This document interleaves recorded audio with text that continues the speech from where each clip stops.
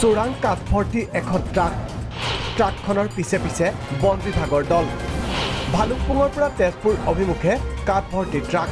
খবৰটো লাভ কৰিয়ে শোণিতপুৰ বন সংমণ্ডলৰ বিষয়াসহ এটা দলে চলাই অভিযান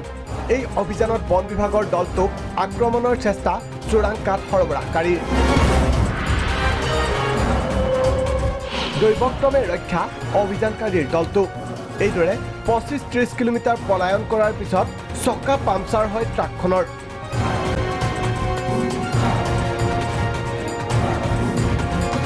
অভিযানকাৰী দলটোৱে গ্ৰেপ্তাৰ কৰে চালক সুজিত খাউণ্ডক যোৱা ৰাতি 10 মান বজাত আমি এটা ইনফৰমেশ্যন পালো যে অৰুণাচল প্ৰদেশৰ পৰা ভালুকপুং হৈ চোৰাং কাঠ আহিব তেখন দেখা পোৱাৰ লগে লগে আমি ৰখাবলৈ চেষ্টা কৰোঁ কিন্তু আমাক খুন্দিয়াব চেষ্টা কৰিছিলে সেইখনে আমি ৰখাই দিওঁতে কিন্তু আমাক আক্ৰমণ কৰাৰ নিচিনাকেই আমাক মানে তেওঁলোকে পাৰ হ'বলৈ দিয়া নাই আল্টিমেটলি আমি তেওঁলোকক তেজপুৰৰ সমীপতে আমি কৰায়ত্ব কৰোঁ আৰক্ষীৰ জেৰাত সুজিতে ট্ৰাকখন ভালুকপুঙৰ পৰা অনা বুলি স্বীকাৰ কৰিছে তেজপুৰৰ পৰা সঞ্জীৱ হাজৰিকাৰ ৰিপৰ্ট প্ৰাগ নিউজ